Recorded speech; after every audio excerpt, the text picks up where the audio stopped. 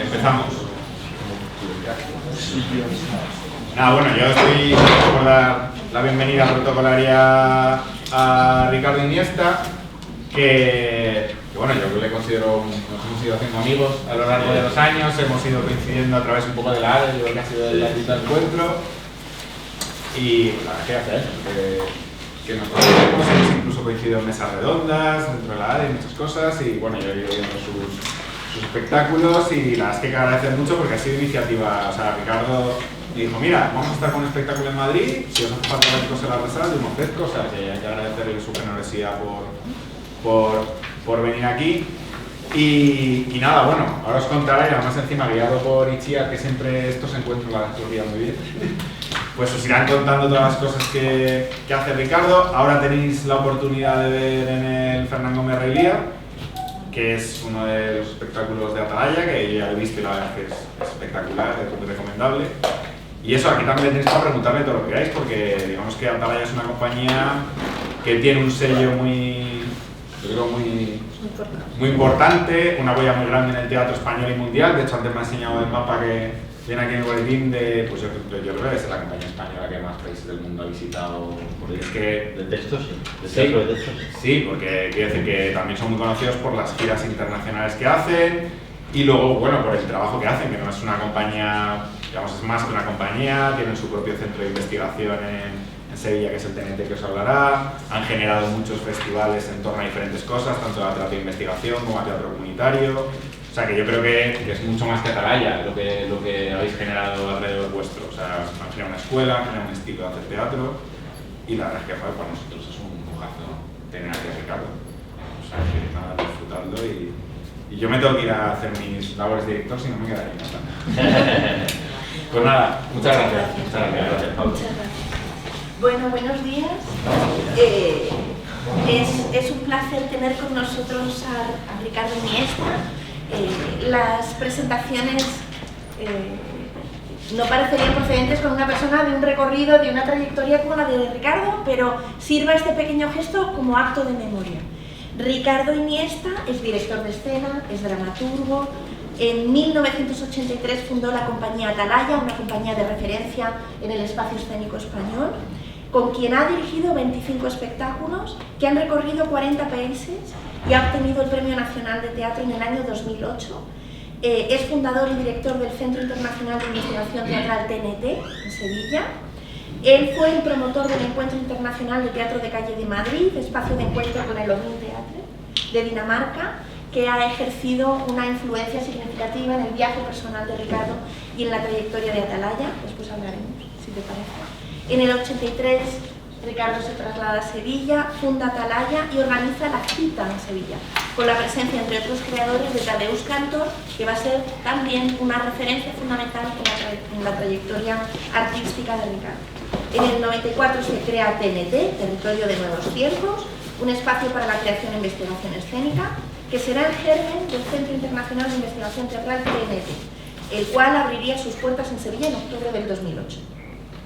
Uno de los principales logros del Centro TNT es el trabajo con sectores en riesgo de exclusión social, y un fruto significativo sin duda sería la Casa de Bernarda Alba, a cargo de un grupo de mujeres de etnia gitana del barrio de El Bacia, el poblado chabolista más antiguo de Europa, que ha tenido continuidad además en el espectáculo de Fuenteovejuna. Su trabajo como director incluye títulos, imposible decirlos todos, aceptamos omisión, incluye títulos de Shakespeare como El Rey Lear, como Ricardo III, de García Lorca, de Heiner Müller, como Medea, Electra, Eurípides, Bertolt Brecht, Peter Weiss, Valle Inclán, entre otros muchos. Ha realizado las adaptaciones y versiones de Ricardo III y del Rey Lear de Shakespeare, de Celestina, la tragicomedia de Fernando de Rojas, de Madre Coraje de Bertolt Brecht y de Marxade de Peter Weiss, entre otros. Así que, Ricardo, muchísimas gracias por estar aquí, es un placer. Y si te parece, Ricardo, yo querría comenzar con El Rey Lear, puesto que es el espectáculo que está programado en estos momentos en el Teatro Fernán Gómez de Madrid, que lo podéis ver hasta el 1 de marzo, y que se define como una experiencia extrema de dolor, locura y destrucción expresada crudamente sin reservas. Es un espectáculo que ha logrado 6 premios Lorca, el galardón del teatro andaluz es el premio Lorca, pues ha conseguido 6 premios Lorca, y del montaje que ha tenido más candidaturas a los premios Max en el año 2019, así que me parece de justicia empezar hablando del Rey Lear, si te parece, Ricardo. ¿Cómo nace el proyecto del Rey Lear? Ya cuando estaba en Madrid con Lejanía, a principios de los 80, finales de los 70, me atrapaba, venía de hacer teatro de calle, teatro de agitprop, de agitación y propaganda, ¿sabéis? Teatro de agitprop, que acabamos en la cárcel todos los de, todavía con el desahuciado del Valle de los Caídos vivo, pues aquí hicimos teatro y nos metieron en la cárcel, pero que fue mi acercamiento al teatro. Entonces, cuando estaba ya con el grupo Lejanía, estábamos en lo que era la nave, que luego cuando nos fuimos a Sevilla yo se la dejé a Javier Estrella, y era la nave que hoy día es la Sala Mirador. Eso lo pusimos en marcha nosotros, unas navecitas, fuimos tirando y creamos lo que hoy en día es la Sala Mirador. Estábamos allí en Doctor Fouquet. Entonces, ahí yo impartía talleres, pero muy humildemente, estaba comenzando, y uno de los textos que yo daba a los actores más jóvenes, entonces tenía 24 años, o sea que viejo no era, pero los actores eran más jóvenes todavía que yo, entonces yo les daba un texto que siempre me fascinó mucho, que fue el monólogo de Edmund, de Naturaleza, tú eres mi diosa. Claro, ahora, décadas después, me doy cuenta que lo que tenía en mis manos era una versión en prosa, que es un desastre. Yo siempre digo que tener a Shakespeare en prosa es como si tú ves La noche estrellada de Van Gogh en blanco y negro. O sea, que como si a Van Gogh le quitas el color, quitarle la poesía, el pentámetro iámbico, el verso a la música, en definitiva. Es como quitarle el color a Van Gogh. Entonces, pero bueno, me fascinó aquel monólogo, me fascinaba, ¿no? Luego, años después, cuando ya empezamos a trabajar en Sevilla con los actores más jóvenes, yo seguía de vez en cuando, tenía algunos monólogos preferidos, era Arlequino, un texto muy antiguo, ¿no? el de Gondón, un texto muy popular de Arlequino, un texto de Lorca que iba variando, pero este lo tenía siempre, el de Edmund, ¿no? Y bueno, yo evidentemente no tenía pensamiento de montar porque pensaba que era algo para muy largo, ¿no? Muy largo. Y de hecho ha sido tan largo que pues han sido desde el 80 por 40 años, ¿no? Prácticamente. He tenido que esperar a tener una actriz pues cercana a los 60, ¿no? Todavía no de los 60, que como digo yo de broma, cariñosamente parece todavía más mayor. Y entonces, cuando quiere. Y entonces la cuestión es que ahí sí. Y yo, por mi hermano Carlos, que es el que siempre estuvo detrás de mí con las adaptaciones teatrales, yo no hacía adaptaciones teatrales, tampoco he escrito mucho teatro, pues siempre tenía la idea de que él alguna vez montar Lear. ¿Qué es lo que pasa? Primero di con la adaptación de Ricardo III, que fue la primera que yo hice una vez que murió Carlos en el 2008. Yo tenía pensado que él hiciera la adaptación, porque él sí que tenía una facilidad muy grande para musical,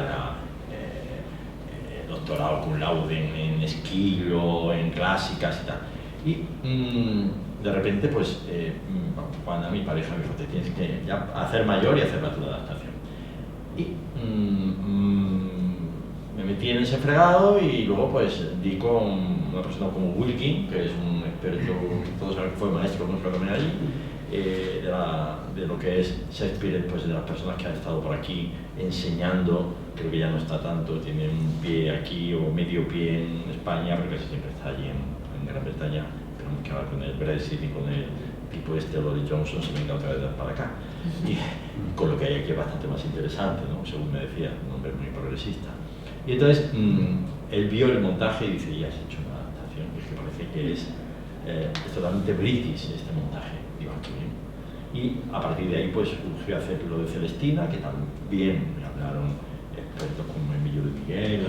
El caso que ya cuando con Ricardo III yo me di cuenta de que, a diferencia de lo que decía mi hermano Carlos, el Big Bang o el Everest, hablando en términos montañeros, el Everest del teatro universal no es la tragedia griega, sino es Shakespeare, porque manteniendo la misma fuerza, potencia de la tragedia griega, el lenguaje majestático, como yo digo, y del verso de la tragedia griega, especialmente de Sófocles y de Esquilo en el coro, que Eurípides le va quitando esto, lo va haciendo más costumbrista. Sin embargo, Shakespeare mete algo que no queda, que es la ironía. La ironía es lo que diferencia a Shakespeare de la tragedia griega. Y además también un trabajo muy político, pero político que lo puedes traer a nuestros días. O sea, no solo trata los grandes temas universales como la tragedia griega, sino que también se mete un poco, se arremanga y se mete en la sociedad.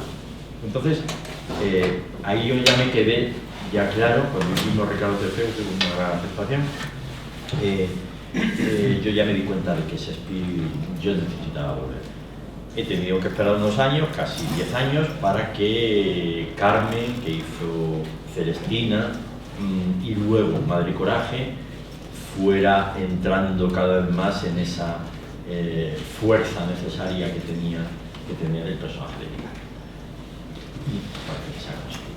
Tuvimos, es cierto que yo tuve idea de hacer con otro actor, por eso del tema de no cambiar el género, según viene escrito por el autor, y un actor que tuvo un problema de salud y ya vimos que no lo podía hacer, pero luego él mismo y el tiempo ha dado la razón que no hubiese podido llegar al nivel que ha llegado Carmen, que bueno, pues todo el mundo experto y no experto, Poe, que es uno de los grandes expertos del personaje de Lear, él mismo lo hizo con Calixto Vieito, ahora nos lleva al Teatro Romea con este espectáculo con Lear, y él lo decía, dice, es que es uno de los más grandes encarnaciones de Lear que yo he visto, y yo me he ido a ver a Ian McKellen en el Old Vic de Londres, y me he ido a ver a Glenda Jackson, y he visto por supuesto a Nuria Esper, y he visto a todos los...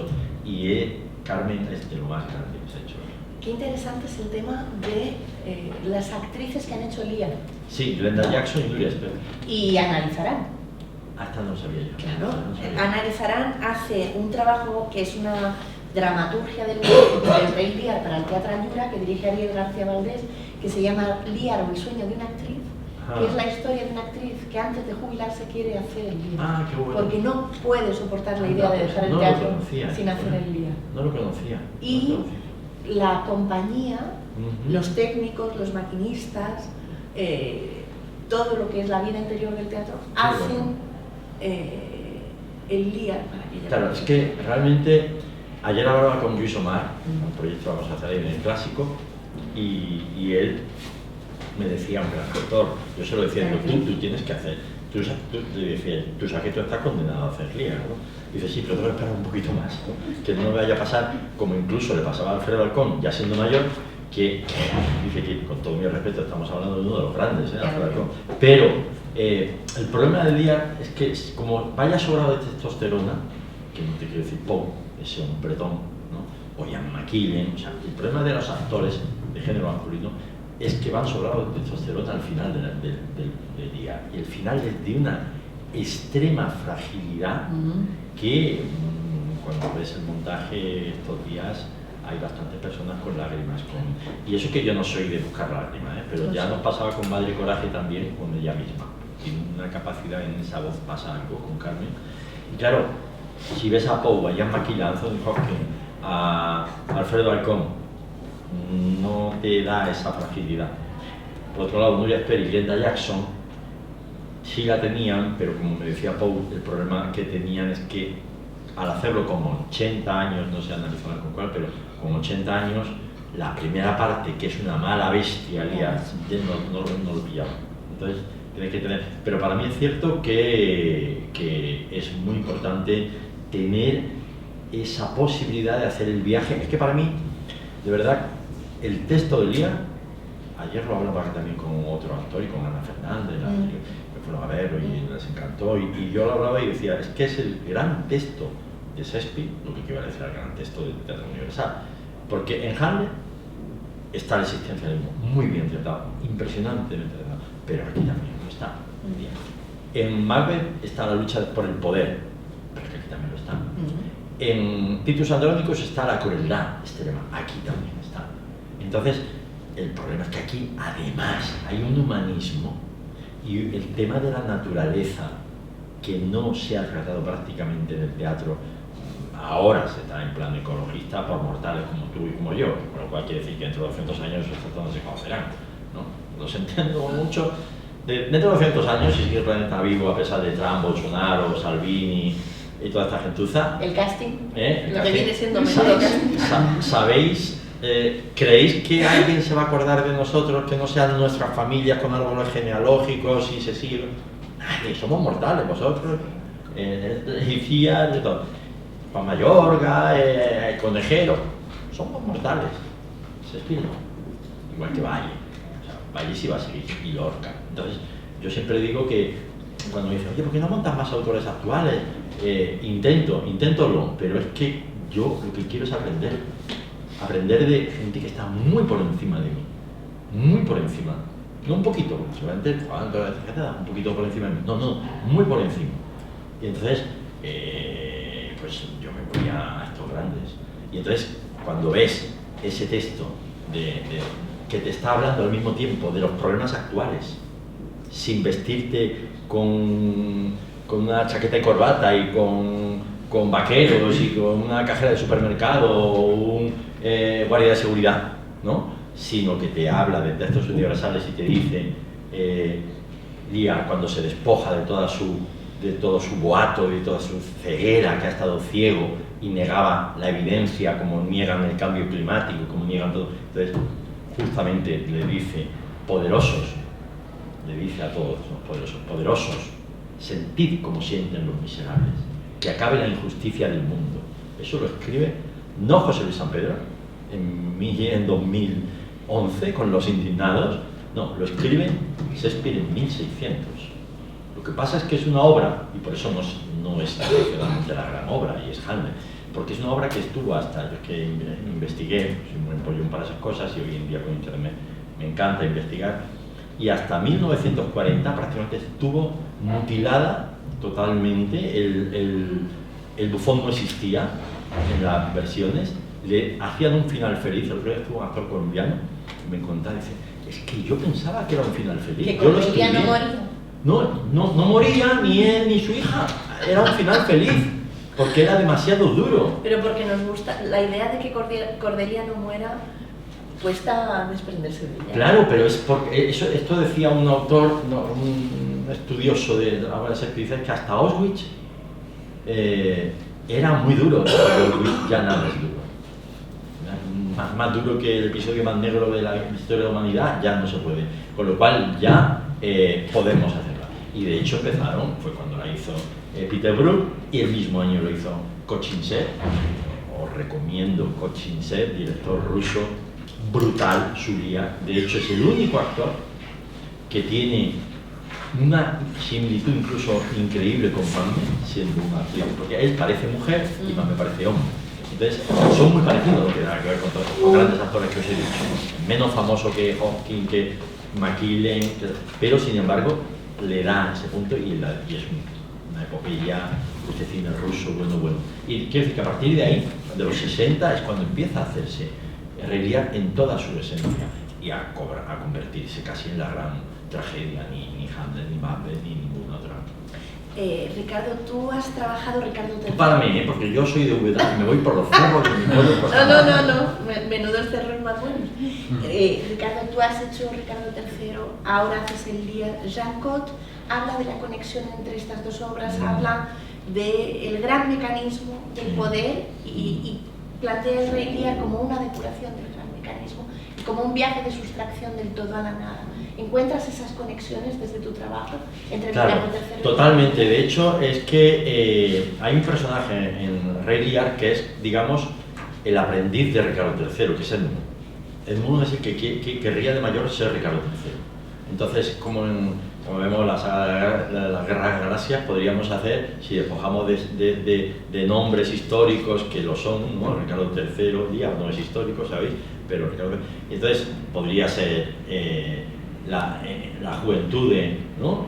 Irnos para atrás, ¿cómo se llama cuando eso? ¿Sabéis lo mejor cómo se llama? Una precuela, ¿no? Una precuela de Lear para que salga el personaje ese, ¿no? Que lo que pasa es que muere, ¿no? En esa pelea absurdamente, ¿no? Muere el mundo. Entonces, ¿por qué? Porque se dirige al público constantemente en un tono retador, cómplice. Hace cómplice al público de todo lo que va a hacer. Igual que Ricardo III. Entonces eso es muy interesante. O sea, la cuarta pared la rompe siempre el malo, entre comillas, en Shakespeare. O sea, es curioso esto, ¿no? No le habla Gloucester habla al universo. Edgar habla al universo. Pero, sin embargo, el que habla al público, os voy a contar lo que voy a hacer prácticamente Ricardo III y el mundo. Entonces, sí, de hecho, Jean Cot incluso hace una sugerencia hacia Beckett, ¿no? La cercanía de Rey Lear a Beckett a final de partida o a Esperando a Godot, ¿no? Entonces, el propio Ian McKellen, como otro gran actor que siempre olvido los nombres, y ya no lucho por guardarlo porque cuando lo olvido, otro gran actor inglés tiene una escena en Esperando a Godot que podría ser la escena de Gloucester y de Lear cuando Gloucester está ciego, que es uno de los grandes momentos de teatro de muchísimos quilates. O sea, pero es que como hay tantas escenas de muchísimos quilates, ayer discutiendo, al final lo convencí, sobre Hamlet o Lear, pero claro, también la escena del cementerio con el cráneo, digo, no me puedes comparar la calidad literaria y humanista de la escena entre Gloucester y Lear con la de los dos enterradores. Dice, no es cierto, hombre, está como, ¿sabes? Como si dices el Monte Perdido y el Mont Blanc o el Annapurna, ¿sabes? No, es un gran monte, pero el otro es una pasada. Entonces, sí, no, hay una conexión real en la lucha por el poder. Por eso te digo que Lear contiene todo. Contiene a Ricardo III también y contiene a la tempestad también, porque hay una tempestad que sirve de catarsis. O sea, porque fijaos, lo que pasa en el Lear, hay veces que nos lo presenta como una historia familiar. No me interesa el tema familiar. Como cuando te hablan de Celestina como el tema del lecho. No, Celestina habla de la lucha de clase, sobre todo, ¿no? Los siervos y los señores, eso es la esencia. Y a partir de la pelea por el dinero a costa de lo que sea. Lear habla de la ceguera de los poderosos, para ver realmente ser justos y equitativos con el resto con quienes lo han elegido, que en este caso, pues a este señor, igual que al monarca que tenemos en este país, no lo ha elegido nadie, ¿no? Entonces, pero bueno, quiero decir que deberían ser empatizar como él luego empatiza cuando se despoja de todo, ¿no? ¿Qué es lo que pasa? Esperamos que este también se despoje de todo y empatice. Entonces, a lo que voy es que la ceguera esa impide ver y impide darte cuenta quiénes te adulan falsamente y quiénes realmente son los que te ayudan o te quieren o te estiman tu trabajo. Ahí como familia, pero también pasa aquí en la política española o en la política mundial. Si rompes tu caos mental, produce un caos en tu país, o en tu estado, o en la familia, tu país. Y eso deviene en el caos en la naturaleza. Tengo un ejemplo muy claro, ya os he dicho nombres y apellidos. Bolsonaro en Brasil, lo que está pasando. O sea, su caos mental, porque es un tipo no caótico, es un tipo muy malvado, muy peligroso, y está produciendo un caos en el país y un caos en la naturaleza con los incendios en el Amazonas que se va a volver contra la naturaleza, contra nosotros mismos. O Donald Trump no reconociendo el cambio climático, ¿no? Con lo cual, ¿qué es lo que pasa? Que la naturaleza al final reacciona. Estamos viendo, yo vengo ahora de Filipinas, me salvé por 12 horas del volcán ese que estábamos en un viaje de teatro también, y todo lo que está pasando en la naturaleza, ¿no? Con el cambio climático, que eso es una especie de venganza de la naturaleza. Y de eso habla también. Fijaos si se anticipa Shakespeare, ¿no? Te habla de la naturaleza, la tempestad que arrasa y que sirve de catarsis. A partir de la tempestad es otro, ya el día. Ricardo, de los personajes, bueno, has estado hablando de Edmond, pero me pregunto con qué personaje te sientes más afín y por qué, en tu mirada de Liar. No lo he pensado, fíjate. Yo intento siempre no identificarme, mantenerme en ese sentido como muy brechtiano, no identificarme con ningún personaje en concreto. Me intento identificar con el viaje, soy muy viajero, ¿no? Entonces me encanta viajar e ir descubriendo. Y además, creo que siempre hay una gran obra, notas, porque van cambiando los estatus, ¿no? Ricardo III empieza como 12º en el estatus y se va cargando uno a uno hasta llegar al number one, que al final cae totalmente picado, pero se lo carga, ¿sabes? Aquí pasa lo mismo, el Moncontat va quitándose de en medio a unos a otros para llegar ahí, al final lo mismo, ¿no? Entonces, los trepas, ¿no? Que se llaman, y entonces yo no me llego a identificar. Hay momentos que hasta con Edmond me puedo llegar a identificar, ¿no? Cuando habla de la naturaleza, porque realmente tiene a la naturaleza como su diosa, como yo no tengo dioses ni mesopotámicos ni orientales, me interesarían más los orientales que los mesopotámicos, pero ni siquiera. Y entonces la naturaleza, panteísmo, ¿no? Entonces hay una parte positiva. Yo no soy maniqueo en ese sentido de presentarlo como... Y las hermanas también, incluso la hermana mayor, Goneril, tiene su parte que ha hecho, bueno, ¡buah! Ha habido que se lo mandé. El otro día estuve viendo el espectáculo, eso decía Pablo, estuve viendo el espectáculo Monedero, que me encantó y ha sacado, está por ahí colgado en público, hablando de la hipocresía y tal, y hace como una reflexión sobre el día, ¿no? A partir del espectáculo que vio, nuestro, nos felicitó y hace una reflexión de lo actual que es, que él lo va a hacer mejor de lo que yo puedo hacer, por supuesto. Es un gran coco y un tipo muy majo, pero sabes que no lo presentan aquí como mentira, es un tío encantador, Monedero. Por eso digo que yo no me identifico ni contra Goneril, hay cosas de Goneril tal, evidentemente Goneril o Regan son hijas del patriarcado. Te identificas con Liar, no al principio, te identificas al final. Cordelia, que me puedo identificar, y cosas que no. Entonces yo prefiero el Gloucester igual, el bufón sí. Quizás el bufón por ese punto que tiene contra el sistema, ¿no? Y de remover el sistema y de empatizar con la hija, quizás sea el bufón, sí, me has pillado. ¿Sabes? Esta teoría de que en realidad el bufón y Cordelia son lo mismo y son el mismo actor. Bueno, eso ha pasado por cuestiones técnicas. Yo creo que a veces por cuestiones técnicas, yo lo he hecho así que pasan 5 años, y a mí me han llegado a decir, oye, qué bien que los jugadores de cartas sean el amigo primero, el amigo segundo y el viejo. Digo, bueno, es que no vean otra posibilidad, porque por actores si no te lo cogen a vínculo. Entonces, y luego dices, qué interesante, ¿no? Que vean que sea, y puede ser una lectura. Yo creo que es una lectura técnica, o sea, me interesa más... Más técnica que ideológica. Sí, yo creo que más tiene que ver cuando dicen que el bufón desaparece justo en el par, cuando ya Liar aparece en el páramo, ya no aparece con él. Exacto. Porque el bufón ya es el rey.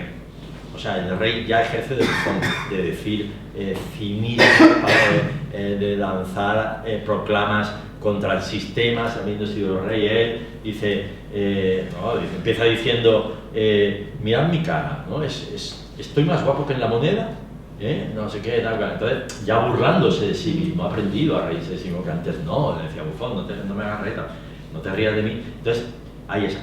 Pero yo no, yo al igual que Cochinchel, he querido al bufón mantenerlo, no quiero hacer spoiler, porque quiero que lo vayáis a ver y no quiero, pero lo he querido mantener. Lo que parece una aberración es lo que hacen en la película de Ian McKellen, que lo ahorcan al bufón. No quería cuento, o sea, que eso es una... déjalo ahí, que cada uno elija, no lo mates, y yo, ya lo veréis, hay una manera de dejar al bufón que la gente que lo ha visto me comenta que va muy bien. Ricardo Patrice Paris dice que para él tragedia e historia son incompatibles, que el devenir histórico, la evolución histórica y el concepto de tragedia son incompatibles. Para una compañía como Atalaya, con un fuerte compromiso social, este concepto, ¿cómo lo ves? Es que no sé por dónde va también cuando dice esto. Él dice que la tragedia es una soledad ontológica, que el héroe, Sí. el personaje heroico, el personaje trágico está en una soledad abismal. Ajá. Y que la historia es lo contrario, es agruparse, reunirse, pelear como colectivo hacia un movimiento social. No, yo creo que va unido. Vamos a ver, hay un libro, una novela que para mí es la gran novela del siglo XX, que es La estética de la resistencia, de Peter Weiss. Y Peter Weiss te habla de todo lo contrario. Claro, Patrick Rabelais, con todo mi respeto, yo lo conozco personalmente a través de la lista de Con Barba, pero me parece un dato individualista de su parte, una concepción individualista del planeta, ¿no? Peter Weiss, que era marxista y al final se hizo marxista-leninista, tiene una concepción mucho más colectivista, ¿no? Y yo también, yo comulgo con la tesis totalmente de Peter Weiss, más que con la de Patrick Rabelais. Y pienso que la historia del arte, ya no de la tragedia, sino la del arte, está llena de momentos donde lo colectivo es el protagonista. Lo es en el museo ¿cómo se llama? Que está en la memoria de... en Berlín, qué mal la memoria. Empieza además con esto, con el frontis de la gigantomaquia. Nadie se acuerda de dónde es. La gigantomaquia, que es la pelea de los gigantes con los dioses. Un frontis que, como no los... ¿Cómo? Pérgamo. Eso es. Gracias, Vicente. El altar de Pérgamo, que, como muchísimas cosas, los alemanes, cuando no los ingleses o los franceses, se lo llevaban a su museo, igual que está lleno todo, expoliado. A ver si alguna vez devuelven todo, de verdad, el British Museum, el Louvre y el Museo de Berlín. Y está el frontispicio del altar de Pérgamo, es la gigantomaquia, que es la batalla entre los gigantes y los dioses. Pierden los gigantes, lógicamente. Y ahí hay una colectividad y una lucha de resistencia por parte de la gigantomaquia. Luego te habla de estos grandes cuadros de Bruegel, ¿no? Que vemos momentos de colectividad, ¿no? Del Bosco, en los cuales ves grupos enteros en juego o en coros arrastrándose hacia la muerte o en colectivos, ¿no? Luego te habla de la libertad, ¿no? de la libertad conduciendo a su pueblo, el cuadro este genial de la muerte de Marat, precisamente, ¿no? La balsa de la Medusa de J. Cole, por no decir ya los fusilamientos del 3 de mayo, no el 2 sino el 3 de Goya, o el Guernica, ¿no? Ya como prototipo final. Entonces me mueven más esos cuadros que la Gioconda. Me encanta la Gioconda, por supuesto, y me encanta pero incluso Van Gogh te mueve a territorios de la naturaleza mucho, ¿no? Justamente la naturaleza como revelándose, ¿no? Entonces, esa noche estrellada que parece que giran las estrellas y tal. Entonces, me interesa mucho más eso que los retratos individualistas. También la música, Wagner, ¿no? Con los coros, la cabalgata de las Valquirias, que como hay Mozart, es muy colectiva la música de Mozart, no es frente a otra. Yo creo que no, que eso no es cierto en Patrick Rabelais. O sea, las grandes tragedias, la historia avanza gracias a los colectivos, pero también las grandes tragedias y las grandes obras de arte están apoyados en colectivos, no en soledades. Ricardo, ¿para ti qué es la tragedia? Bueno, la tragedia en realidad te refieres a la tragedia desde un punto de vista literario. Artístico, teatral, literario, sí. Hombre, yo creo que es como el cenit, ¿no? De una obra de arte, ¿no? Que yo cuando dicen, no, es que es más difícil hacer comedia. Bueno, vamos a ser sinceros, realmente es más difícil a lo mejor con una técnica determinada. Para mí el más grande actor de todos los tiempos, bueno, de todos los tiempos no porque no tenemos códigos, pero por lo menos del siglo XX, XXI, el más grande actor es un cómico, todos sabemos quién es, ¿no? Chaplin, ¿no? Claramente, el más grande de todos, ¿no? Pero es que su comedia no era tal, había un punto de romperte por dentro, sea en en Luces en la ciudad, sea en tiempos modernos y tal, aunque cuando él siempre se va yendo hacia allá, hacia el fondo, ¿no?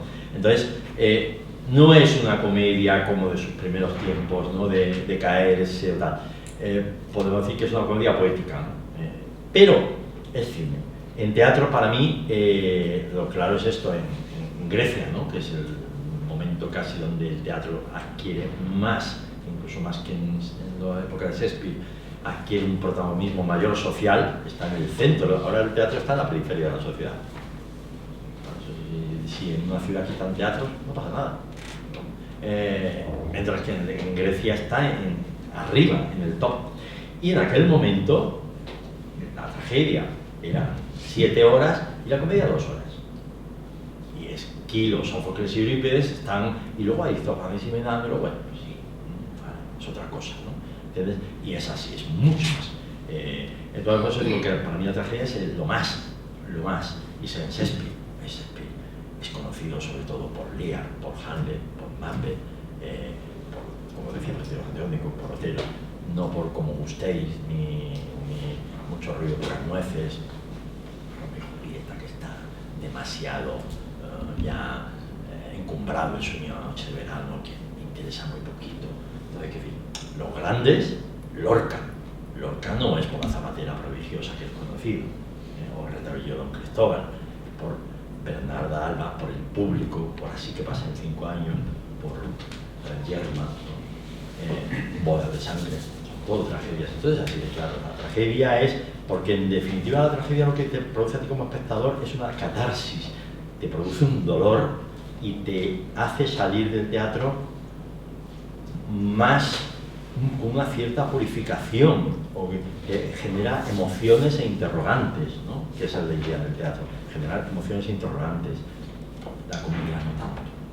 Citas a Lorca, Ricardo, y andaluz como tú, hombre de teatro como tú, y defensor de una vuelta a lo trágico. ¿Qué piensas tú al respecto? Pues que en Lorca se producen varios momentos, hay muchos Lorcas, ¿no? Y bueno, además aquí lo tenemos tan...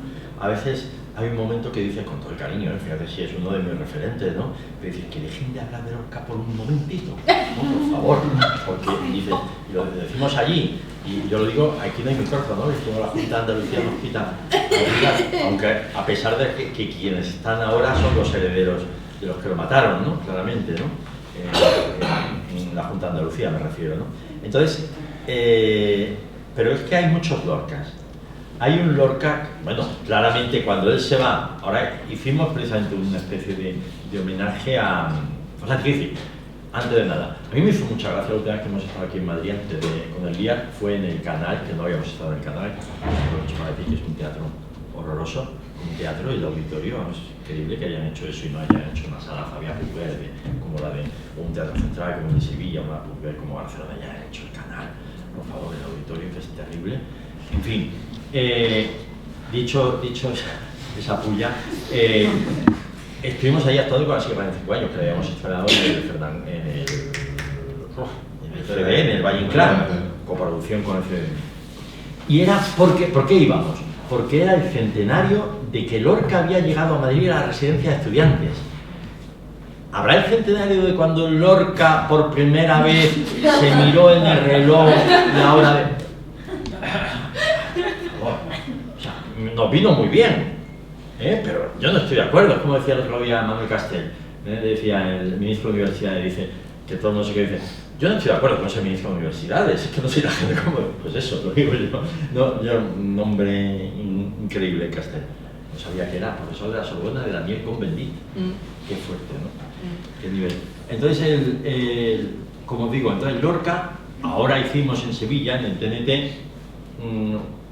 el hecho de, eso sí, queríamos que tuviera la difusión del Lorca más surrealista, que es el Lorca de Poeta en Nueva York, que es el Lorca, porque sabéis que en el 29, cuando está en Poeta en Nueva York, cuando está en Nueva York, quiero decir, empieza a escribir el público y Así que pasan 5 años allí, nada menos, y hace Poeta en Nueva York.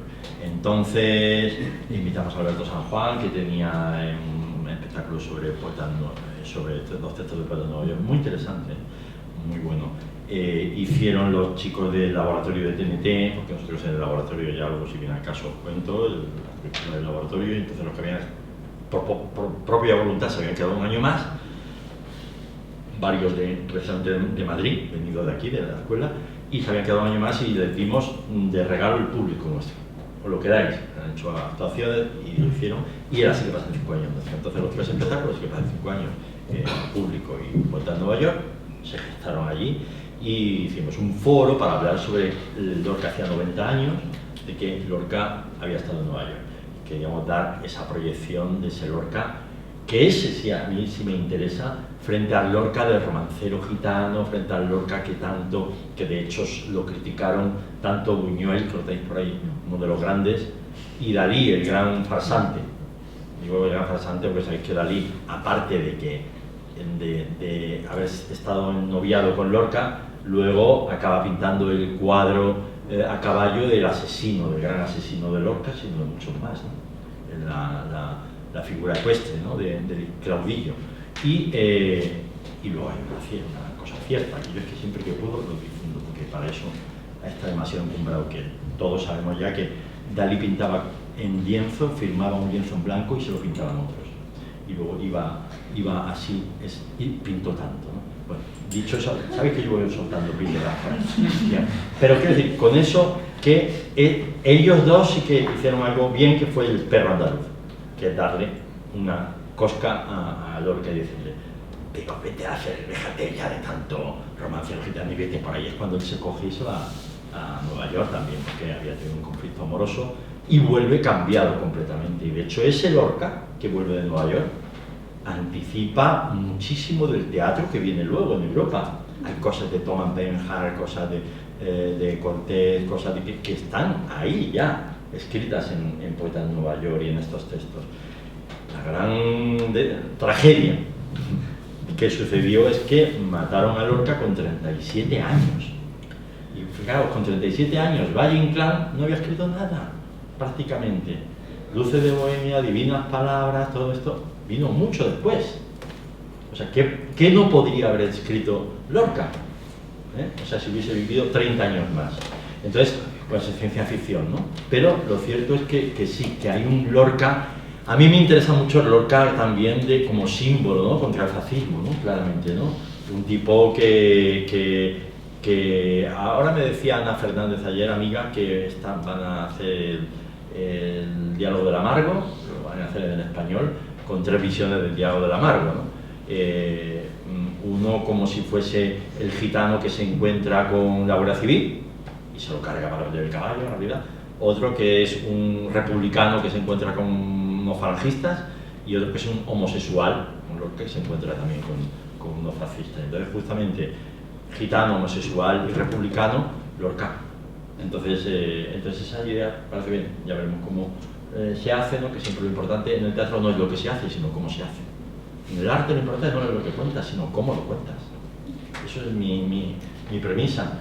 Van Gogh pintaba sillas, y lirios, y campos de trigo. Fijaos, a priori no era nada interesante, pero cómo los pintaban. Me voy para los cerros. No. Tragedia y lenguaje contemporáneo. Es que vaya las preguntas que me hace. Si tú vienes. Para Atalaya, tragedia y lenguaje contemporáneo, ¿cómo se encuentran? Muy bien, se encuentran muy bien. Se gustan muchísimo mutuamente, ¿no?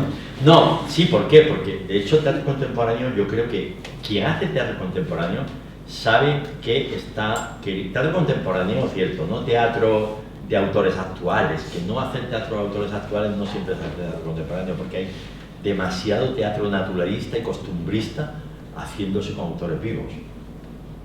Ahí lo suelto también. Que no es teatro contemporáneo, es teatro muy viejo y muy caduco. Entonces, teatro contemporáneo significa una apuesta por innovar, como la danza contemporánea, ¿no? Si no hacer danza de salón, que se pasa muy bien, o sea, bachata, todo eso, pues muy bien. Pero la danza contemporánea significa una apuesta hacia el futuro. El teatro contemporáneo es una apuesta hacia el futuro, ¿no? Entonces, conceptuando así, y quitándole otros referentes, el teatro contemporáneo, por supuesto, que bebe de la tragedia. De hecho, fíjate, para mí, uno de los grandes, si no el más grande, del teatro contemporáneo, lo cual quiere decir, para mí, teatro contemporáneo, que nazco en el 56, es todo lo que viene habiendo nacido yo y con una apuesta en el futuro. 56 hasta ahora, para mí, el autor más significativo y relevante, que espero que dentro de décadas se le reconozca como tal, ha habido momentos que sí, sí, es Heine Miller. Heine Miller. Heine Miller. Es que los alemanes te dicen Heine, pero tú le dices Heine, no, Heine no, Heine. Heine Müller. Ah, vale, que no Heine Müller. no sabía que estaba. Si es que cuando yo decía Heine Müller, no, Heine Miller. Pero que diga de ellos. Entonces, los alemanes cuando quieren son muy... Todos sabemos. Y entonces, Heine Miller, es, de hecho, es para mí el paradigma del teatro contemporáneo de llegar a lo más fragmentario y al mismo tiempo generar... yo tengo toda una carga ideológica muy basada en Heine Miller, precisamente. Él era también, como Peter Weiss, marxista-leninista, como yo mismo, me defino. Ahora que tenemos un ministro marxista-leninista, pues ya no es tan grave. Antes directamente me miraban como algo viejo, ya no, ahora es bastante innovador. La Gallega, el mismo Pablo, el Manuel Castel, todos esos son marxistas-leninistas. No te quiero decir otro como Garzón. Entonces, ¿qué quiere decir? La idea que tenía... ya me he ido diciendo todo. Que estaba comentándote. Estamos en Heine Miller marxista-leninista. Entonces, ¿qué es lo que pasa? Es que me he ido después de soy muy panfletario yo, ya lo estáis viendo, ¿no? Entonces, él tenía esa idea de sumergirse precisamente en la tragedia griega, porque él decía que la tragedia griega eran como puntos, y la tragedia griega y Shakespeare precisamente, son como puntos de iceberg, ¿no? O de iceberg, que debajo hay muchísimo escondido. Hay el 85% escondido y el 15% que se ve. Entonces, él, como autor, con la ayuda del director y de los actores, lo que quería era reflotar por completo esos icebergs. Y eso lo hace con Harlem Machine, eso lo hace con Electra, eso lo hace con Medea Material, que es una barbaridad tremendo, una barbaridad los textos de Medea Material. Tanto es así que yo, textos de Harlem Machine y de Medea Material, sigo siendo, porque yo cuando soy pesado, soy muy pesado de cambiar de ciudad, de pareja, de todo, pero de textos, de trabajo, como decía Edmund, a partir del año 80 empecé, del 85, cuando vine de Berlín y descubrí allá a mi memoria, los textos de Medea Material y de Harlem Machine los utilizo siempre en los laboratorios y demás, ¿no? Siempre el primer texto que se encuentran son de Medea Material y de Harlem Machine. Luego ya voy cambiando, ahora llevo años trabajando con Shakespeare, precisamente, antes trabajaba con Divina Palabra, con Lorca, ahora directamente pasan. Y entonces, quiero decirte que casa muy bien lo contemporáneo, como te digo, el autor que más se apoya, el que más radical del teatro contemporáneo, para mí es Heine Miller, que es capaz de escribir. Nosotros hicimos también un espectáculo que era Bildesweibung, que era descripción de un cuadro, un texto de 2000 palabras sin un solo punto. Y dice, sinopsis, coito salvaje, asesinato cotidiano. Me dice, coito salvaje, asesinato cotidiano. Una mujer que cada día es asesinada por el hombre, que a su vez vuelve a resucitar, fornican de una manera muy bestia entre los dos, no es que sea violada, sino que fornican como animales, él la mata y cada día es lo mismo, ¿no? Como el día de la marmota, pero yendo a niveles muy potentes con el texto. Es muy difícil, y de hecho creo que no se ha vuelto a hacer. Vamos, nos dijo Stefan Zucker, que estuvo aquí, no creo que fue en la escuela, pero nos trajimos 3 veces a Sevilla. Él fue director de Berlin Ensemble cuando murió Heine Miller, y él nos decía que nosotros lo pusimos en escena y que era el estreno mundial, y que yo no lo he vuelto a ver después, ¿no? Este era el tercer texto que hacíamos de dinamismo. Habíamos hecho también media material y el Hall de Machis, ¿no? Entonces, claro, para mí encaja perfectamente porque ¿qué tiene la tragedia? ¿Por qué conectan? ¿Por qué se hacen amigos? Porque hablan de algo que Atalaya, ayer yo contestándole a Antonio Garas del programa este gracioso que hacen por las noches, dice, ¿qué define Atalaya con respecto? ¿Cómo es que habéis llegado aquí donde habéis llegado? ¿Gracias a qué y en qué os definís que no exista tanto en el teatro en este país? Digo, hay tres palabras claves: energía, verdad y poesía. Juntas suele ser muy difícil encontrarlas. Energía, ¿qué quiere decir? Una energía mucho más allá de la cotidiana. Dice nuestro maestro Eugenio Barba que tú cuando haces teatro tienes que tener al menos 3 veces la energía más de la cotidiana. Si yo estoy aquí hablando con el CIR, ¿a qué hora terminamos? Cuando tal, el señor que está allá al fondo ni nos oye. Sí, porque buena acústica tiene. Y la verdad es que tengo los resonadores muy bien trabajados, por el plan, pero si no, qué tontería. Pero si no, en un teatro, si hablas con la energía cotidiana, no llega. Por eso, cuidado lo que voy a decir, que puede salir, hay periodistas, no, que puede salir y luego, por eso hacen tanto daño.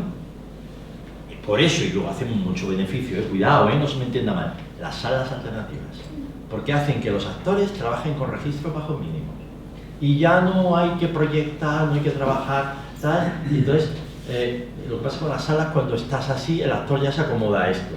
Llévalo a un auditorio con 40 filas, imposible, sin el equipo del micro. En el Pilauro no se ponía el micro, con 17.000 espectadores. Entonces, ese es un problema. ¿Por qué digo eso? Porque la energía, pero ya no solamente la energía de la voz, la energía de la mirada, la energía de la tensión, del voltaje, es un tema de voltaje, la energía voltaje, ¿no? Entonces no puedes trabajar con 12 voltios, ni siquiera con 125, si tú pones una bombilla de 220 a 125 está ahí, tristísima, tristísima, pero es tristísima. Y si la pasas y le metes 380 estalla. Entonces la energía justa, pero que siempre es más que la cotidiana. Y aquí hay demasiado teatro de 12 voltios, no de 125, sino de 12 voltios, ¿no? Y luego, y luego está la verdad, que es importante, que saber que la verdad no es que sientas la verdad, o sea, Mamé no sabe qué es el Rey Lear, sabe que no es el Rey Lear, ni que es un hombre, ni que además su hija la ha intencionado. Nosotros nunca trabajamos el psicologismo, no nos metemos en decir sí, el como sí, el como sí, el como sí, no. Yo sí fui actor psicologista, cosa que este verano tuve que hacer yo de Culmier, en Marasade, y yo le decía a los actores que yo soy psicologista, a mí dejadme que yo soy biomecánico como los raros, dejadme que yo me tengo que meter en un personaje, se partían de mí. Nunca más haré teatro al lado de esos energúmenos, máquinas de matar, como les digo yo, soy máquinas de matar, actores feroces. Yo no quiero ese tío, ¿sabes? Porque estás al lado de ellos y te viene la energía. Claro, yo estaba al lado y digo, no, yo no hago más esto. Total, que esa energía que terminan extenuados cuando veis la función. Nosotros hemos tenido que hacer 5 a la semana porque ya hacer 6 me lo pide más de 5 y no hacemos doblete ni nada de esto, ¿no? Una energía brutal. La verdad, tú no tienes que pensar que eres ese personaje.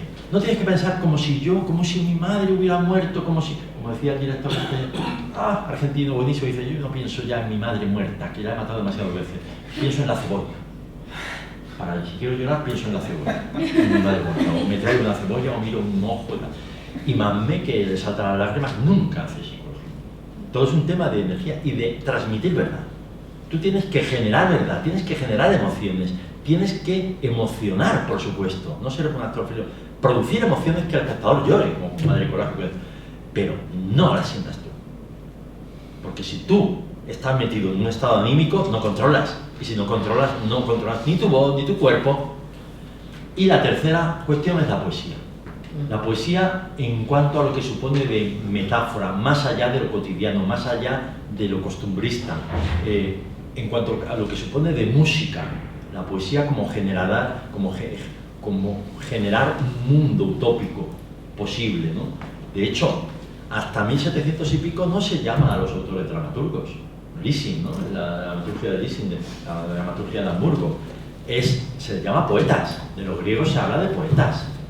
Esquilo, Sófocles, Eurípides, Calderón, poeta, Lope, poeta, Shakespeare, por supuesto, Molière, poetas.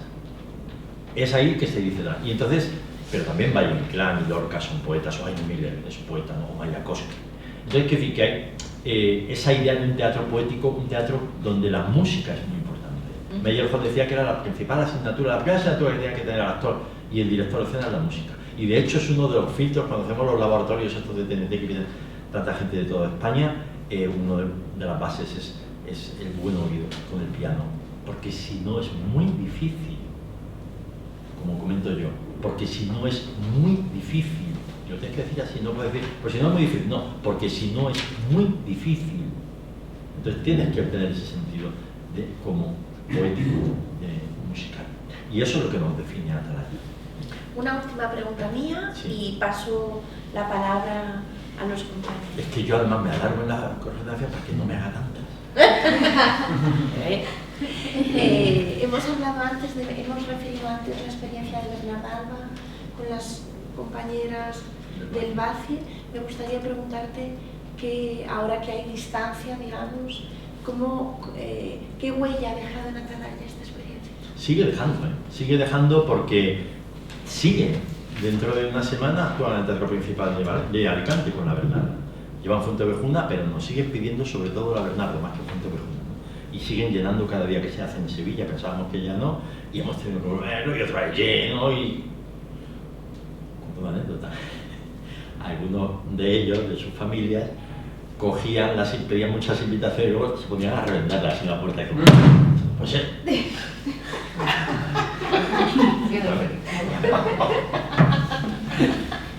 Entonces, ¿qué es lo que pasa? Dice que mi figura está en la sepultura. Pero, no, aparte de esas anécdotas, es impresionante, porque para nosotros nos ha hecho ver que el teatro, cuando dieron el primer nacional de teatro en el 2008, todavía no habíamos, teníamos el centro recién inaugurado y se estaba empezando a hacer talleres con ella. Y entonces me dijeron los periodistas, dime el lema de Atalaya. Y digo, joder, ¿cómo que? Lema de Atalaya, de estos años y del tiempo que pasa. Dime un lema, una frase. Digo, otro teatro es posible. Otro mundo es posible, ya yo creo que mis ideas sociales y políticas ya las he dejado un poquito claras, pues lo mismo, otro teatro es posible. Y ellas nos han demostrado y nos siguen demostrando que otro teatro es posible. Más allá de las caras conocidas, no tenemos a Carmen Machi, no tenemos a, no sé, otros actores conocidos, no. Pero ellas hacen posible, creo que el teatro se llene, que la gente se entusiasme y se ponga en pie emocionada, que haya colas para ir a verlas.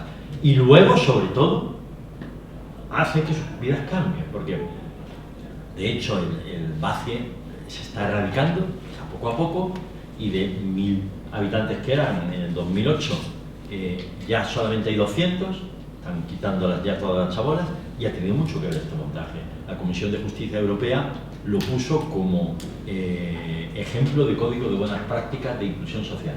La Comisión de Justicia Europea. Y vinieron muchos parlamentarios europeos a verlo como se estrenó en español, de la mano de Mario Gas. Luego fuimos al Festival ICA de Rotterdam, que es el festival comunitario más importante, y bueno, la gente flipó.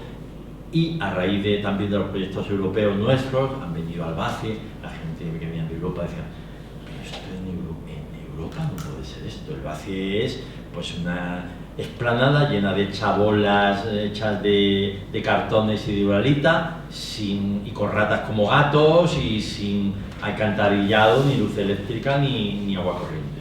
Eso en Europa. Cuando vas a una boda gitana parece que estás en el sur de Marruecos, ¿no? En el sur, cerca ya, por la zona ya de Shahuira. Es increíble, ¿no? Para bien y para mal. De hecho, yo le decía a Antonio Garate el otro día que habíamos estado, digo, ¿tú entiendes que estas tres palabras que yo he dicho, energía, verdad y poesía, las tienen también las mujeres del BACIE? La energía que tienen de tener niño. Pegamos gritos para llamarlo, que está a 500 metros, no puede. Niño, ven, no, tiene esa energía que le hace así, que parece que entrenan, y que ha estado con ellos Esperanza Abad y toda la gente enseñándole los flotadores. Esperanza Abad, la gran maestra de aquel señor, mía, de muchos. y la verdad, más verdad que tienen ellas, y la poesía, esos cuerpos de Venus de Willendorf que tienen, pura poesía. No, pero te decía eso porque realmente para nosotros ellas nos siguen alimentando y en el laboratorio siempre hacemos encuentros porque te siguen emocionando y tienen una profesionalidad. O sea, me acuerdo de Pepa Gamboa cuando las dirigía, llegaban siempre ellas antes. Pepa llegaba al revés de lo que suele pasar, un directorio. Pepa, hoy te has retrasado, ¿eh? Y cosas de este tipo, no van a los teatros siempre antes, han crecido de un espectáculo a otro de una manera descomunal. O sea, ahora que se ha tirado 4 años sin hacerse nada y se ha vuelto a remontar, se acordaban de todo. La que hace de Paya, no. Que es una actriz profesional sevillana formada en el TDT y que ha hecho muchas otras cosas y televisión, no se acordaba. Y ellas se acordaban de todo. O sea, tenían que decir, oye, que eso no era así, Paya. ¿Entendéis? O sea, realmente nos demuestra que cuando alguien cumple esas 3 premisas, ya puede hacer lo que quiera, ¿no? O sea, nos reafirman, ¿no? Y también han ido cambiando algunas de ellas, ¿no? Bueno, murió una, pero siguen las 7 magníficas, como decimos, siguen, ¿eh? Murió una, y ya esa al final metimos a otra gitana, pero otra gitana clasista, porque allí no veas, las gitanas de las 3.000 viviendas, a las del Bacio las miran por encima del hombro. Nosotros somos de las 3.000, territorio flamenco, famosos, y tenemos a Raimundito y tal, las miran como, estas no saben ni cantar ni bailar ni nada, son del Bacio. No son rumanas, son algunas portuguesas, pero casi todas son de allí, de Galicia Pero quiero decir que hay esa historia, entonces pillamos a la Uchi, que es la mujer de Bobote, que va con Israel Galván, ella misma va con Israel Galván, y no funcionaba. Y al final metimos a una Paya haciendo el papel. Pero los otros 7 siguen ahí, a tope, incombustibles. Con 5 hijos más en este tiempo. 8 años. Sí, sobre todo Adela, ¿no? Sí, van teniendo hijos cada año. Y luego lo que pasa es que lo que sí que ha pasado también es que ni ellas ni sus maridos han vuelto a delinquir en 10 años. Han vuelto a delinquir, que antes estaban, de hecho en el programa Vis a Vis, en la serie esta la que salía con Alba Flores, ¿no? De hecho Alba Flores estaba enamorada de ellas, que por cierto Alba Flores es un ejemplo de tía con una coherencia mental, ideológica y tal. Aprovecho para lanzarle, igual que digo pullas, lanzo piropos. Alba Flores es un encanto de persona, ¿no? Entonces, os decía esto porque ellas, una de ellas, Karina, salía como que estaba presa porque por culpa de Samantha Villar, esta de 21 días que hacía programas, se fue hace 21 días del Bacio antes de esto, y hicieron una especie de falso atraco, que no era falso al final, y no atraco, sino de robo de chatarra, y la tipa esta no se le ocurrió otra cosa, ella conduciendo, que no picharan las caras. Cuando eso salió en antena, en televisión, pues que le habían quitado la chatarra, 90 euros de chatarra, la denunció y le pedían 3 años de cárcel a ellas. Claro, Samantha Villar, Telecinco rápidamente la quitó de en medio, pero ellas no, siguieron ahí. Tuvimos nosotros que ir, y yo hablando con el jefe de usted, que le digo, mire, yo soy compañero de trabajo de ella. Dice, compañero de trabajo, digo, sí. Entonces, exijo tal, lo sacamos una campaña, y al final conseguimos que una no tuviera y la otra estuviera en 3er grado durante un año, ¿no? Y bueno, se consiguió eso. Pero sí, la verdad que ellas han ganado. Bueno, antes no podían pisar el Carrefour, porque vivimos Carrefour, el Bacio y TNT. Es una trilogía, las 3 personas en un solo Dios. Entonces, entonces no les dejaban entrar en el Carrefour ni en los bares de alrededor, y a raíz de que salieron todos los programas de televisión con Iñaki Gabilondo, con Ángel Barceló, con El Loco de la Colina, con todo el mundo. A partir de eso se hicieron famosas y ya les dejaban entrar y le pedían autógrafo. Claro, el autógrafo es una cruz, porque no sabe escribir. Entonces, de autógrafo. Entonces, es como puedes cambiar con el teatro también un entorno alrededor. Pues... A ver, preguntas. Disparar. Yo te quería preguntar de esto que estabas diciendo, que tú como actor eres más psicologista Pero sin embargo, Sí. con el tiempo ha sido un poco renegando, a lo mejor también. No, renegando no. No renegando, sino que has evolucionado también en ese aspecto. Claro, has no, cambiado. yo fui actor solamente como tal en el año... Vamos, yo empecé como actor, voy más para atrás. En el año 72, mi primer acercamiento a ver teatro, vi las dos Españas, ¿no? En el teatro, en el año 72. Vi en la misma semana Sé infeliz no mires con quién, de Pedro Sinaga, el tío de Macho Sinaga, en Teatro de París. Y esa misma semana vi Yerma con Nuria Esper, el mítico montaje del Imen que llenaba el Teatro Español de Madrid. Claro, cuando vi lo de Pedro Sinaga dije, qué horror, esto no tiene ningún sentido, eso está en la televisión. Cuando vi lo de Yerma, me quedé fascinado, dije, pero esto no es lo que sale en Estudio 1. Para mí Estudio 1 era una cosa caduca. Yo decía, el teatro, ¿para qué existe el teatro si ya existe la televisión?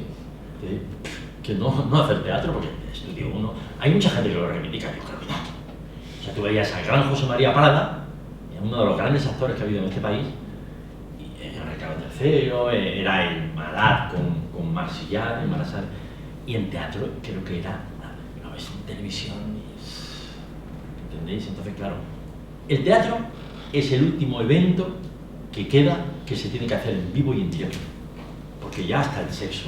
Puedes ahora mismo tener sexo con una filipina o con un turco vía internet, perfectamente posible, ¿no? Pero vamos, casi al 90% de directo, mientras que el teatro no, ni el 20% es una. Entonces, ¿qué es lo que pasa? Pues que para mí, en aquel momento, yo me acerco al teatro, sinceramente, que tengo mi más y menos con el teatro, en el 74, que hace falta un grupo de teatro para ir a pueblos de alguna zona determinada de España. Yo entonces soy militante de la Joven Guardia Roja, del PT, y entonces de la universidad, y entonces pues hacía falta que fuéramos a pueblos de Huesca, a pueblos de Cáceres y a pueblos de Ciudad Real para crear asambleas antifascistas, con el bicho vivo todavía, ¿no? Y entonces, y hacía los caciques, y los caciques, entre Carlos y yo, lo versionamos para darle la vuelta. Os imagináis la vuelta que le podíamos dar, ¿no? A los caciques de Arnix, el caso que acabamos todos en la cárcel. Entonces, no, antes y después. Entonces, el caso que al final eso me inocula el virus del alien. Y yo entonces era como doctor, intuición. Luego empiezo a leer, me empiezo hago las pruebas de arte dramático y no me cogen, porque hice, no se me ocurrió otra cosa que hacer Los Sátrapas. Acababa de ser el golpe de estado de Pinochet con Allende, yo era muy allendista de la Unidad Popular, y poema, no se me ocurre otra cosa, en la escuela de dramático, a ver, me fue a Ricardo Gómez, el director, ¿sí? Y el único que apostó porque entraba yo era Pepe Struy y Malonda, todos los demás, rojo, no voy a entrar aquí, que no va. Y entonces yo, Los Sátrapas, ¿sabéis? Nixon, Freire, Pinochet, hasta hoy mismo, hasta este amargo año, el día del año 1973, con Bordaberry, Garrastaz, Filancer, así todavía, fíjate, eso no se olvida. Olvido los nombres actuales, el Alzheimer, lo que es. Entonces, ¿qué quiere decir eso? Que la escuela me dice que no, y bueno, pues voy a buscar un grupo, cojo una papeleta, y entonces me empiezo a intuir, y aunque tengo como gran maestra a Marta Sinca, nada menos, que por cierto siempre viene a nuestros estrenos, y le tengo un gran cariño, pero por otro lado empiezo a estudiar, yo soy muy de estudiar, muy empollón, psicologismo, puro psicologismo, esto me encanta, ¿no? Porque es que además cuando eres actor te encanta sentir, ¿no? Es muy humanista el trabajo del psicologismo, te encanta sentir y todo, ¡ay, qué bien me he sentido! Lo que pasa es que a veces el espectador dice, yo no he sentido nada, chaval, ¿sabes? Tú has pasado de puta madre, o de puta pena, o de disfrute este onanista que tienes, y entonces yo estaba en esas dejo de ser actor porque me voy a Sevilla y tengo que crear un grupo, y yo me di cuenta que bueno, que un premio me cayó y tal, yo prefiero estar desde fuera. Y entonces es cuando descubro a Lodin Teatro, y empiezo a ver que el Lodin Teatro es de Rosan, cuando descubro a Rotowski, cuando descubro a el Reina de Sandra y Rudolf Laban, fundamental en mi trayectoria, que entonces no la única que hablaba de Rudolf Laban era Marta, precisamente Sinca, y todo eso me hace ir a otro tipo de teatro que no tiene nada que ver con el psicologismo, al teatro. Y leo a Meyerhold cuando hacemos aquí el primer siglo hace 5 años, os hablo del 86, no es del 1940, hace 1986, y me dice alguien, ¿tú sabes qué estás haciendo a Meyerhold? Digo, ¿qué es eso? Nadie sabe, porque lo único que había hecho algo sobre Meyerhold, un libro que no se distribuía apenas ni editado, era Hormigón. El único que sabía hacer, pero eso no lo leía nadie, no había internet. Meyerhold, ¿quién era ese señor? Ni siquiera mi maestro Barba hablaba de Meyerhold, ¿no? En su libro, curiosamente. Y sin embargo, años después, el propio libro de Barba crece y curiosamente viene mucho material de Dava y mucho material de Meyerhold. Digo, qué casualidad, lo he descubierto al tiempo que mi maestro. No es que lo haya descubierto, porque ha añadido eso, ¿no? Y es cierto que ahí de repente Meyerhold es el primero que te dice, ¿no? Que te dice, bueno, puedes sentir de las dos maneras, puedes aceptar de las dos maneras, pero es más higiénico para tu coco, para tu mente, no llevarte los sentimientos aquí, o sea, sino transmitirlos, generarlos. Y entonces yo ya me empiezo a ver todo lo que es Meyerhold, y ya es que no es que reniegue, es que digo, esto es una etapa de la historia del teatro muy pequeñita, con nuestra vida en la constelación, ¿no? Pero antes, desde siglos atrás, todo el teatro oriental, toda la comedia del arte, el teatro isabelino, la biomecánica, todo el teatro ritual, no existe el psicologismo es un invento de una determinada época y para mí pues puede ser ni siquiera para el cine, pero para el teatro desde luego. No puedo decir a una actriz que está muriéndose su padre ahora mismo, prácticamente ella está aquí, y si trabajas psicologistamente y ella mata y muere y no sé qué, una de ellas, estaría todo el tiempo hecha polvo. O desdoblar personajes. Como diría Eugenio, hasta por eficacia de cambiarte de un personaje a otro, olvídate de... Pero es que además por eficacia hay una anécdota muy rápida. Jorge Perú Gorriga, ¿sabéis? Fresas de chocolate, ¿no? Bien, él estaba en escena y vivía en Acosta, una cubana que anda por aquí, pues nos lo contaba, dice, es que estaba en una escena, yo estaba sentada en primera fila, amiga de él y del actor que trabajaba con él, y el actor que trabajaba con él tenía en un momento dado que coger, hacer como que le cortaba un brazo, no sé dónde, pincharle y meterlo en una caja y sepultarlo. Y entonces, esta era una musicologista. Entonces, daba mucha verdad, ¿no? Claro, verdad, y tanta verdad, ¿sabes? Pero no poesía.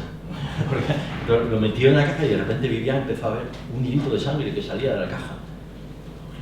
Y paró, parad en mitad de la función, que es que sale sangre. Le había cortado además que si no se lo llevan allá, no hay Jorge Perugorría más.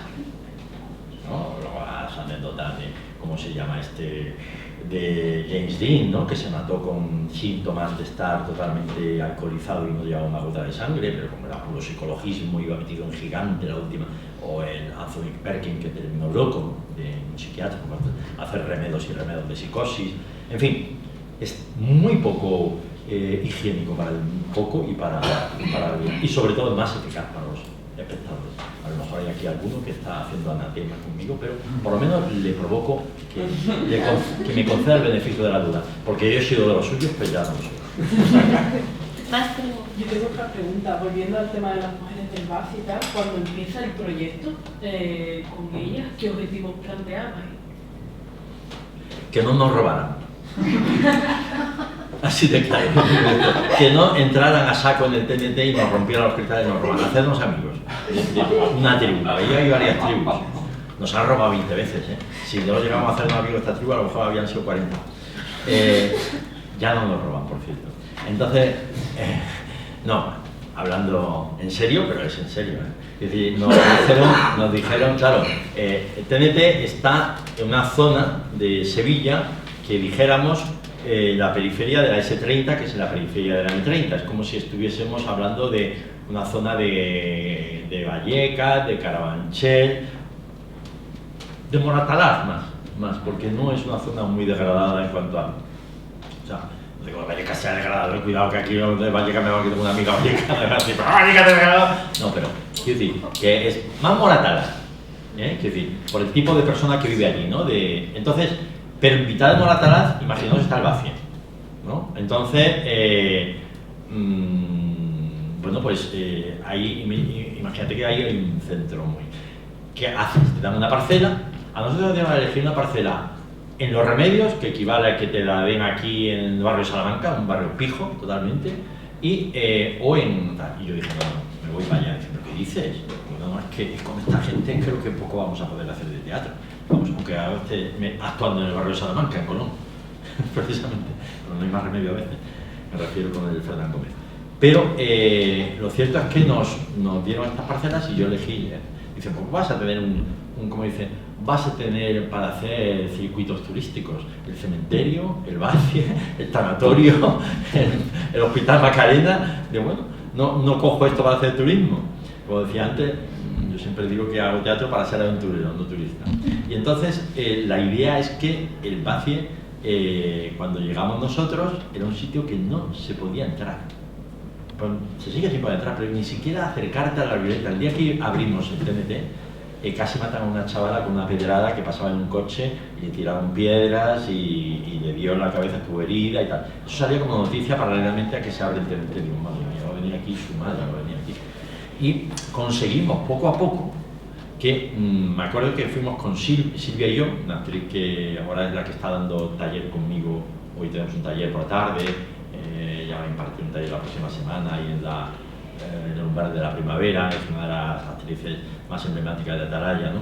Y ella y yo fuimos a recorrer el Bacie hablando con cada una de las chabolas para hacernos amigos, por eso te digo, ¿no? Nadie sabía qué era eso del teatro. ¿Teatro? ¿Eso qué es teatro?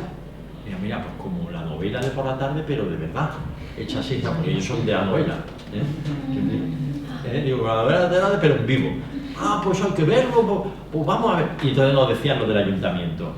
¿Sabéis qué va a pasar? Que cuando van a venir el primer día, por curiosidad, 10 mujeres. Pues decíamos que fueran mujeres.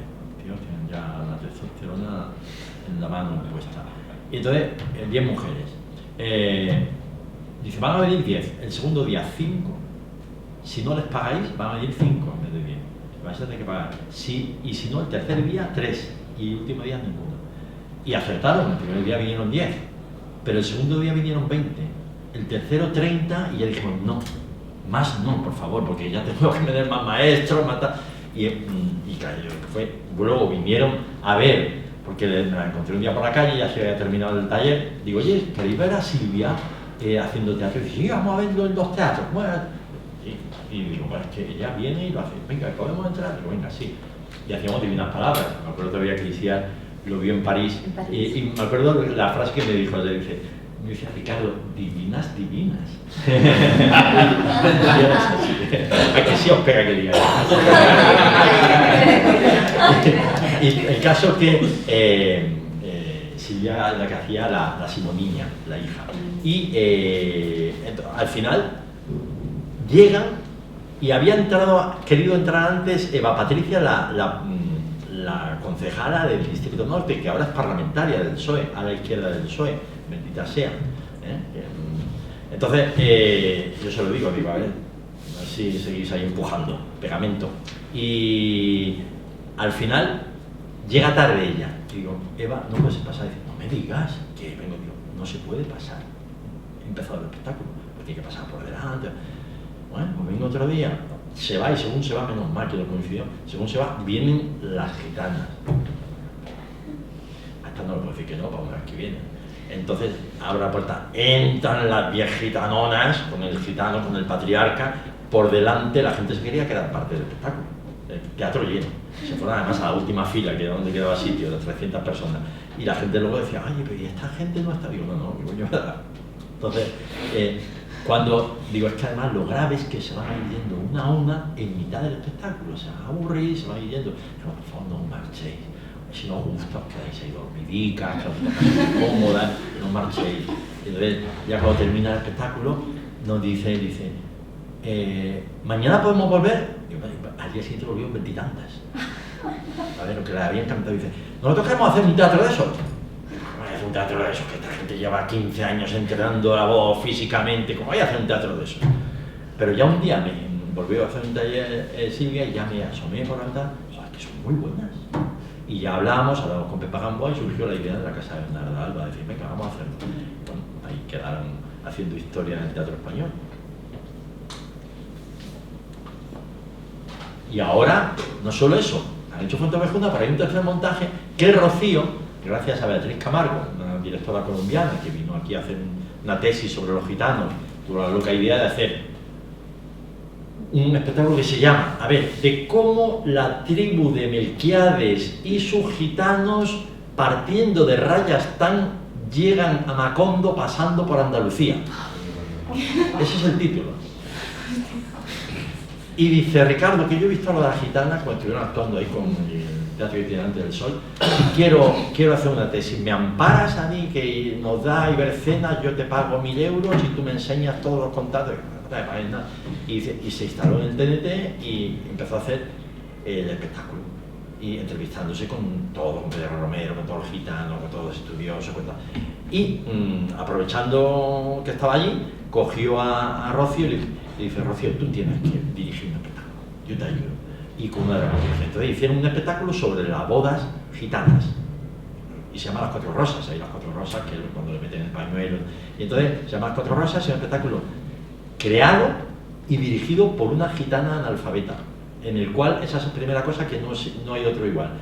Y segundo, en escena se dan cita 4 generaciones. Ella, 2 de sus hijas, 3 de sus nietas y una bisnieta. Entonces, eso no hay tampoco, 4 generaciones de mujeres. Vamos, lo he buscado en internet y no hay en el mundo. Entonces, también quiero decir que eso es algo que dices, hostia, emociona, ¿no? Que esta gente ya, que no conocía lo que era el teatro, ahora esta tía dirija un espectáculo. Una tía Nos queda tiempo para una pregunta más. Yo tengo una. En tu lectura contemporánea de la propuesta del Rey Lear, ¿con qué víctima crees que empatiza el público hoy? O sea, ¿de qué víctima habla de la actualidad en esa obra tu propuesta? Hombre, yo creo que lo hablaba antes Iciar, que lo más insoportable para un ser humano actual es la muerte de Cordelia, también cómo es y cómo aparece de repente, ¿no? Que se la llevan, la arrancan de... Ahí estoy haciendo spoiler, lo siento, pero cómo la arrancan de los brazos de Lear con un grito desgarrador, se la llevan y en la imagen aparece colgada, ¿no? Entonces, de cómo sucede y cómo ella, que ha sido... tengo una pelea porque es la actriz más joven de Atalaya, ella que hace aquí El Niño Muerto, justamente, ¿no? Pero El Niño Muerto, bien, pero aquí he de ser sincero que ha sido difícil. Luego hace un personaje que tampoco, no quiero hacer spoiler. Otro personaje que vais a ver cuando lo vais a ver que alucináis haciéndolo, está muy bien. Pero Cordelia, como es una actriz muy frágil y muy poética, muy loquilla, muy happy flower, y entonces hay tendencia a que Cordelia se diga, no, Cordelia no es cursi, Elena. Cordelia es una tía con un coraje tremendo. De hecho, la que tiene más coraje de las hermanas, las otras son unas pelotas de miedos aduladoras que luego se pelean entre ellas, y Cordelia es capaz de decir no, se va y luego remonta y viene con el ejército francés. O sea que cuidado, no es que se queda allí, es que viene por su padre, a liberar a su padre. Es una tía con un coraje. Yo creo que es el personaje, porque el bufón, como no termina mal, en definitiva el bufón, yo sí me identifico más con el bufón, yo soy muy gamberro, antisistema, y entonces pues, y ella pues no deja de estar dentro del sistema, de las guerras y tal. Entonces, pero yo creo que la mayor parte del público con quien más empatiza como víctima, ya que me han dicho víctima, al fondo no es víctima de hecho, es con Cordelia. Ricardo, no sé si crees que se nos ha quedado en el tintero alguna cuestión que te parezca importante sobre Atalaya, sobre el Rey Lear, sobre tu trabajo. Sí, quizás decirles a ellos que son muy jóvenes. De hecho, aquí tenéis todo, si queréis coger, este es para ti y esto es para vosotros, lo que podéis coger el boletín, que aquí os habla un poquito de lo que es Atalaya y aquí lo que es TNT. De hecho, vienen aquí las mujeres de Bacia, aquí así que para 5 años, decimos, aquí un poco la trayectoria que nosotros hemos tenido por todos los países, excepto la África subsahariana, Indochina, en 3/5 partes, hemos ido con nuestros espectáculos de texto, como os decía antes, y luego toda la parte del teatro comunitario, y luego el esquema de lo que somos, ¿no? Atalaya es esto en realidad, es una parte de todo ello. Aquí está el centro de TNT y el teatro comunitario, la danza, las producciones de TNT, los programas europeos, la programación de TNT con todos los festivales que tenemos de investigación y tal, y también hasta de último que acabamos de hacer CTV, el certamen de teatro para bebés, de Teatro para CTV. bebés. Y el meeting cinta, eso son siglas de cuando yo militaba políticamente me he quedado con las siglas, con las otras letras, meeting cinta, CENI, todo se me da muy bien. Y el ético ahora, encuentro de teatro inclusive comunitario. Pero las raíces nuestras, la esencia es el laboratorio. Ahora mismo tenemos allí, pues hemos tenido que doblar, que ya hay tanto interés, que hemos tenido, viene aluvión de gente formada en escuelas, ¿no? Profesionales ya jóvenes. Y hay como, hemos tenido que coger 30, y esos 30, andaluces solo hay 3, por el nivel de las pruebas, pero hay gente de Madrid, 3 vascos, 2 cántabros, 3 asturianos, gente de Valencia, gente de Cataluña, de Canarias, de Baleares, incluso de fuera, aunque de fuera pedimos que hablen muy bien, si no, porque esto es la cantera. Todos los actores de Atalaya, excepto Carmen, que era cofundadora mía, conmigo, vienen del laboratorio de TNT. Aquí hay ahora mismo 4 generaciones de actores, de los 80, de los 90, de los 2000, de los 2010. Y en el próximo montaje que vamos a hacer ya hay una que está ahora mismo en el laboratorio que ni lo sabe yo, ya lo hemos cogido. Y entonces, pues bueno, de alguna manera, el laboratorio sí que me gustaría que lanzaros esa idea de que si queréis, si tenéis idea de investigar, y que lo habléis con gente que ha estado por allá, que de hecho ahora vamos a hacer un día un encuentro porque hay en Madrid mucha gente que ha estado en el laboratorio, que han terminado allí y se han venido para acá. A otros les hemos echado el guante, ¿no? Como es el caso, por ejemplo, de Edmund, que estuvo en el último laboratorio, o Elena en el penúltimo, y entonces que van entrando actores, o bien, por ejemplo, ahora la ópera de 3 centavos la vamos a remontar con uno de los 2 laboratorios que repiten. Y le damos nuestro montaje que hicimos en su día, y aprovechando que había 2 pianistas dentro de las actrices pianistas, cantantes, ¿no? Entonces la idea del laboratorio es como investigar con maestros, para que tengáis idea, en cada laboratorio son 15 actores y van a haber tenido 17 pedagogos, 12 del equipo estable nuestro, para luego gente que viene de danzas africanas, de flamenco, y también de maestros que vienen de fuera, de los espectáculos que de El Salvador, de los comunitarios, una maestra tal, Anthony's de Loma Teatre de Grecia, con un trabajo sobre todo Entonces, os lanzo esto porque investiguéis. El laboratorio es algo que creo que es bastante único en este país, y que en definitiva es, si queréis conocer dentro, durante medio año casi, lo que es el TNT, ¿no? Y Atalaya, y bueno, forma parte de ver todos los espectáculos. Gran parte de los 150 espectáculos que hacemos están invitados, los actores y actrices. Y bueno, pues nada, encantado, y a ver si nos vemos por allí o por aquí o donde sea. Ricardo, muchísimas gracias.